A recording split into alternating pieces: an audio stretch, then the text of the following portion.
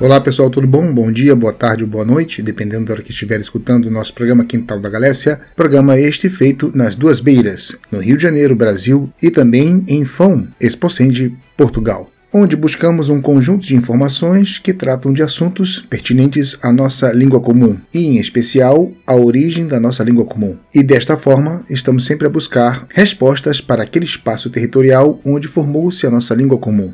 Bom, pessoal, nos últimos programas fizemos aquelas abordagens relacionadas àquele primeiro momento de um novo reino que estaria surgindo. Muitos historiadores vão dizer que os primeiros governantes, assim dizendo Paio e Fáfila, ainda não teriam esse status de rei, e alguns vão considerar que o primeiro rei teria sido Afonso I. Evidentemente que, pela historiografia castelhana, eles vão sempre colocar este começo através de Paio como sendo o primeiro rei, mas não o rei de um local chamado Galécia, e sim o reino das Astúrias. E historiografia essa que contestamos, de fato não podemos chamar aquele reino emergente como simplesmente Astúrias, mas Galécia e Astúrias fazia parte desse conjunto territorial. Tanto é que, praticamente em todas as crônicas, o termo em latim de Reino das Astúrias só vai aparecer uma vez, sendo que das outras sempre vai aparecer a palavra Galécia conjuntamente com a palavra Leão. É claro que não podemos duvidar que nos seus primeiros momentos a capital ainda não estava em Leão.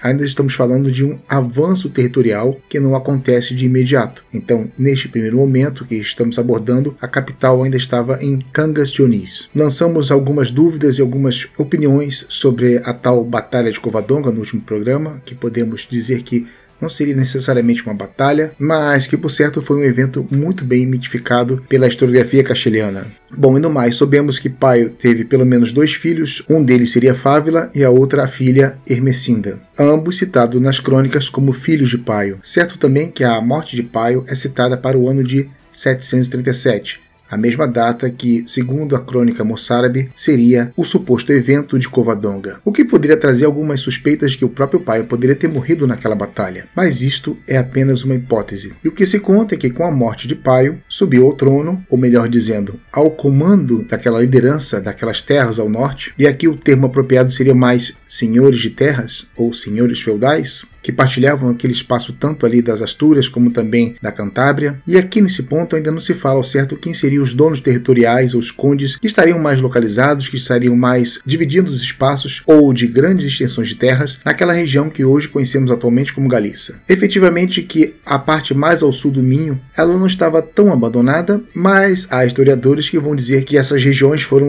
esvaziadas por alguns reis para o próprio controle e manutenção daqueles próprios reinos cristãos que estavam ao norte e que ainda estavam em formação. Mas não podemos esquecer que essas terras já estavam habitadas desde os tempos das tribos galaico-lusitanas, mas também com os povos que vieram depois. Essas regiões, de certa forma, eram habitadas. E aqui também tem uma questão que não é muito abordada por essas pessoas tão envolvidas com a historiografia medieval desta região a noroeste da Península Ibérica, que é aquele espaço onde futuramente vai ser chamado de Portucale. Tendo em conta que a região de Coimbra, ou seja, entre o Douro e o Mondego, era uma região que continuou a ser governada e que teve prosperidade. E que, por certo, aqueles duques ou condes que estavam a serviço dos visigodos continuaram habitando e governando essa região. Região essa agora com um novo poder, mas esses condes visigodos não foram depostos. Claro que isto é assunto para outro momento e, por certo, esses condes farão alianças estratégicas e até matrimoniais com os reinos ao norte.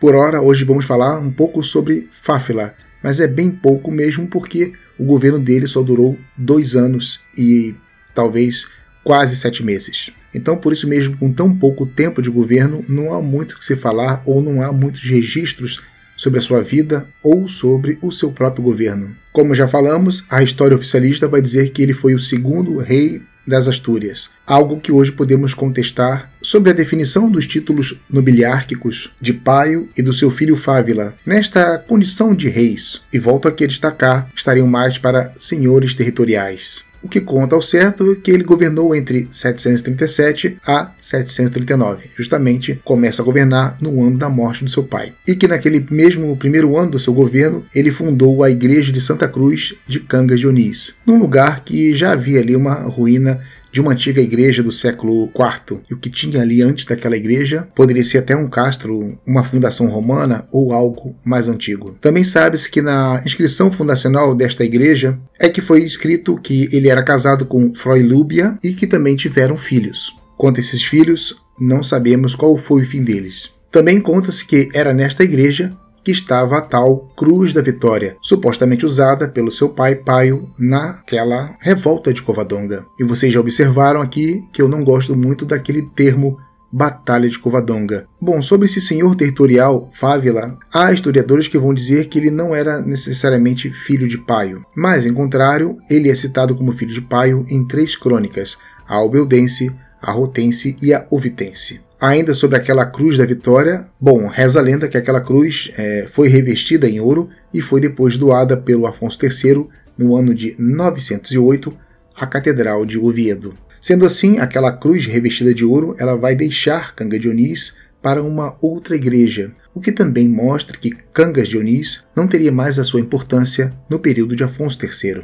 Bom, a historiografia oficial vai dizer que em 908 a igreja de Oviedo era considerada uma catedral, algo que também podemos discutir se era realmente uma catedral ou não. E aí tem detalhes sobre a afirmação desses territórios, colocando um bispo, um arcebispo naquele lugar.